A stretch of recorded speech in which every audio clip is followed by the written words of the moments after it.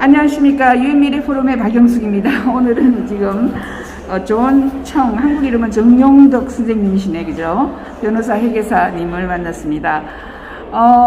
저희가 지금 질문이 제가 세계 한인 여성협회 이사로 여러 가지 그 세금 문제도 굉장히 골치가 아픈데 그런 문제를 하고 있고요. 특히 한국에서 영어 교수 하신 분들이 굉장히 많은데 영어 교수 단체에서 또 그런 분들이 미국 사람들입니다, 대부분. 네, 그런 사람들이 세금을 특히 이 사람들은 크립토에 좀 많은 것을 그죠? 투자를 하고 있고 그래서 간단한 질문 하나 할게요. 네. 자, 이제 암호화폐 크립토는 반드시 세금을 우리가 리포트를 자진으로 해야만 합니까?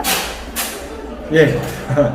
지금 그 암호화폐와 관련해서 크립토커런시죠. 이게 과세 기준이 계속해서 업데이트 되는 상황이라고 보면 될 텐데요.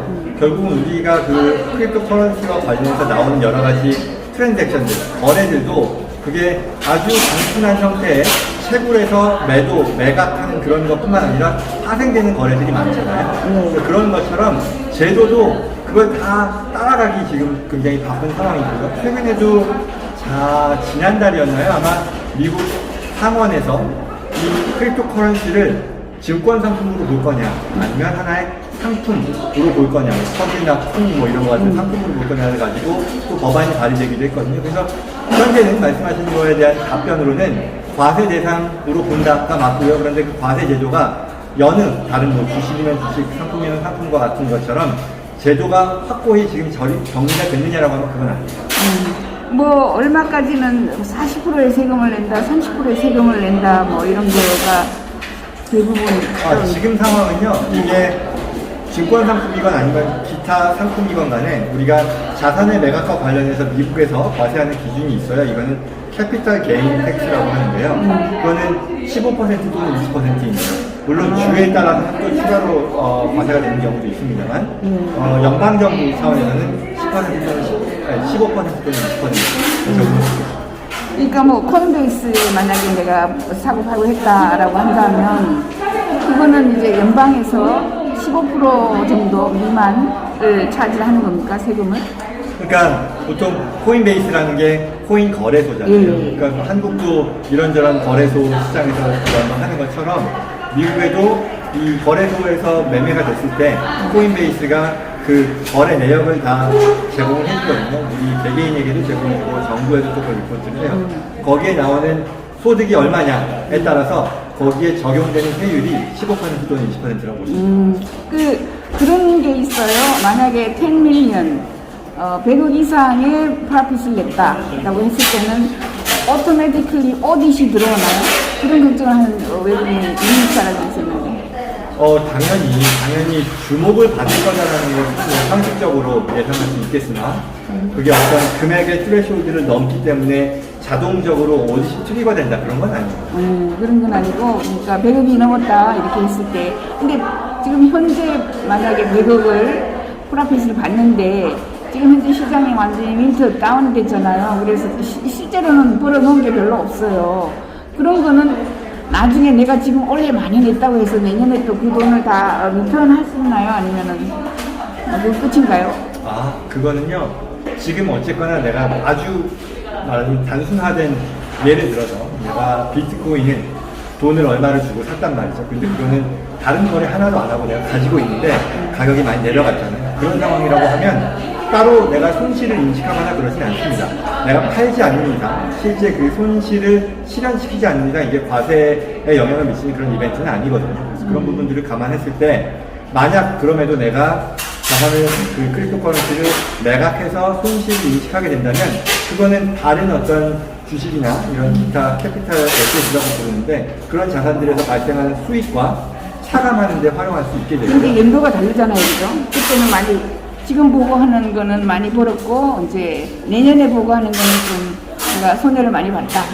그럴 경우에는 무슨 보통은 이제 이 미국 세법상 캐피탈 게인이 아닌 캐피탈 로스에 대해서 우리가 금년에 당장 활용을 못 하더라도, 왜냐면 다른 소득이 없으니까. 그래도 그거를 미래로 이월해서 미래에 발생하는 그 똑같은 그 캐피탈 게인이겠죠, 이 경우는. 그거를 줄이는데 써먹을 수는 있거든요. 그렇게 활용된다고 봐요. 예, 그렇구나.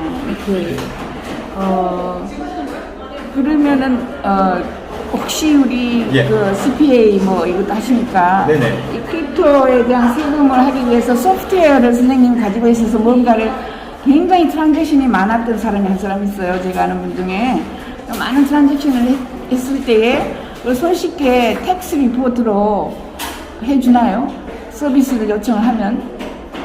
저희가 해주는지를 말씀하시는지 아니면 예. 그와 같은 이런 코인 거래를 잘 취합해서 정리해주는 그런 소프트웨어가 있는지를 물어보시는 건가요? 두 가지다. 두 번째요? 두 가지다. 두 가지다. 일단 첫 번째에 대한 답은요, 저희가 그거를 모든 거래들을 다 찾아가지고 그런 그 언더라인 데이터를 다 서머라이즈 해주는 것은 당연히 불가능하진 않겠지만 저희의 어떤 서비스 네이처를 놓고 봤을 때 고객한테 가장 적절하지는 않을 것 같아요. 왜냐면 저희가 발생한 시간 기준으로 이런 걸 하다 보니까. 그래서 대개의 경우는 그와 같이 코인 거래를 많이 하신 분들은 본인 스스로 이제 정리를 해가지고 오는 게 훨씬 더 일반적이고요. 그럼 이제 자연스럽게 두 번째로 말씀하신 거에 대해서 결국은 그와 같은 거래를 다 정리해주는 소프트웨어들이 있는 걸로 아는데 아마 대부분 다 얼리 스테이지, 그러니까 초기 단계, 아직 그렇게 안정적으로 그런 것들을 다 캐치해서 저 거래를 서머라이즈 해주는 것 같지는 않더라고요. 근데 그런 것들이 많이 있는 걸로 알고 있습니다. 여기 영어 선생님 한 분은 그러니까 한 2017년부터 많이 이제 트랜잭션을 했는데 리포트를 안 하다가 지금 그 옛날 것까지 막 한꺼번에 다 해야 된다.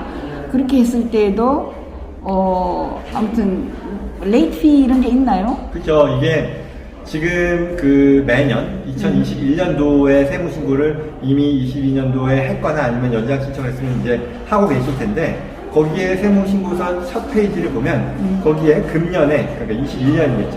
2021년에 당신은 크립토커런시와 관련된 거래를 했습니까? 라는 질문이 있어요. 거기에 나는 체크를 해야겠죠. 그럼 거기에 내가 예스에 해당이 되는 거래들도 있고 그렇지 않은 거래들도 있거든요. 그런 부분들은 물론 일반인들이 어디에 해당되는지 모를 수 있으니까 그 전문적으로 하는 분한테 이제 상담을 받아서 내가 여기 보고 대상이구나 라는 것을 확인한다면 그 내용은 당연히 이어지는 그 세무보고서 양식에 같이 보고를 해야 됩니다. 그리고 잘못하면 안 되고요. 그리고 과거에 안 했던 것들은 금년에 다 한꺼번에 하는 게 아니고요. 그 해에 수령신고를 통해서 일반적으로 반영하겠습니다. 그럼 나중에 잊어먹었던 거 나중에 또 리포트 할 수도 있나요? 그렇죠. 나중에 할 수도 있냐라는 것은 모든 게 그렇잖아요. 내가 누락했을 때. 만약에 들켰다 뭐 이래가지고 할 때는 들켰다. 파인 이런 것도 많이 내나요? 만약에 벌과금은 모든 것들이 내가 어떤 이익이 발생했는데 과세 대상 이익인데 그거를 보고하지 않았다 그러면 내가 과세 당국의 어떤 지적을 받아서 찾아내는 경우도 있을 것이고, 그게 아니라 나는 온전히 몰랐다가 나중에 이런 거였구나 알게 돼서 하는 경우도 있잖아요. 특히 이제 후자의 경우라면 내가 주도적으로 이거 수정 신고를 통해서 반영하게 되는데요. 거기에는 누락된 세금, 그리고 과거에 냈었어야 되는데 지금까지 안 냈으니까 이자가 발생했겠죠.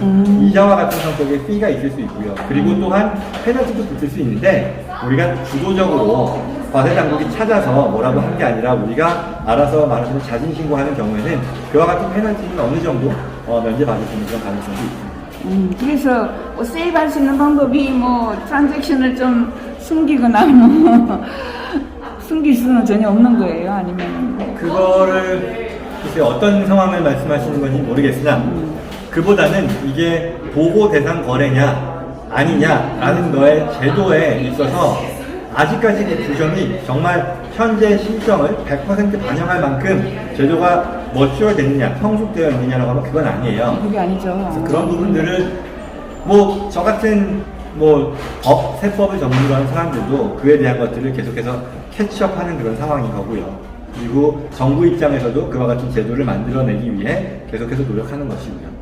그렇습니다. 그 지금 선생님의 컴퍼니에서는 몇 명이나 크립토 전문으로 하시는 CPA가 전문이요? 크립토 전문? 전문 없어요? 네, 크립토 전문이라고 할 건 아닌 것 같고요. 예. 저 스스로가 그쪽에 대해서 관심을 가지고 있으니까 예. 저희 뭐 유튜브 영상이나 이런 쪽에서 최근 뉴스라던가 제가 좀 아까 말씀드렸던 그 상원에서의 법안 발의라던가 이런 것들도 그 업계에 굉장히 큰 영향을 미치는 그런 법안이거든요. 그런 내용들에 대한 분석 이런 것들은 뭐 네. 게으르지 않게 하려고 합니다. 그래요. 마지막으로 세계 한인 여성협회에 예. 에서 많은 사람들이 교포들이 지금 되돌아오려고 한국에 리턴하려고 했을 때에 한 가지만 아주 심플하게 거기에 에셋이 지금 많아요. 특히 독일 뭐 간호사 이런 사람들은 예. 연금도 받고 와요. 근데 어떻게 하는 것이 조금 유리할까요? 한국에 돌아오고 싶고 살고 싶은데 독일의 시민권을 포기를 하고 오나요? 아니면은 미국의 시민권을 포기를 하고 여기 오는 게 더 좋을까요? 근데 돌아가고 싶은 마음은 전혀 없고 돈을 가지고 왔을 때는 어떤 방법으로 가지고 오는 게 제일 세이프하고 편리한가? 아마도 이런 걸 것 같아요. 제가 독일이냐 다른 나라에 대해서 이렇게 뭐랄까 의견을 드리기에는 제가 경험이 없는 거니까 미국 쪽에 북한에서 말씀드릴 텐데요. 예를 들어 미국의 시민권자로서 또는 미국의 영주권자로서 또는 미국에 장기 체류하시는 그런 분으로서 계속해서 커리어를 쌓다가 뭐 10년, 20년, 30년 계시던 분이 이제는 리타이어해서 한국에 들어와서 이제 뭐 여생을 보내겠다 또는 리타이어를 하겠다라고 하시는 분들이라면 미국이라는 나라가 가지고 있는 제도가 있을 거라는 거죠. 내가 그 나라의 거주자로서 누릴 수 있는 그런 제도상의 혜택들이 있으니 그걸 한국으로 여기민 가서 자리를 다시 잡기 전에 최대한 누릴 수 있는 것들을 다 해놓고 몸으로써 내가 놓치는 부분이 없도록 하는 게 일반적인 하나의 방향으로서 적절한 것 같습니다. 네네네. 감사합니다. 여기까지 하겠습니다. 네. 예, 수고하셨습니다. 감사합니다.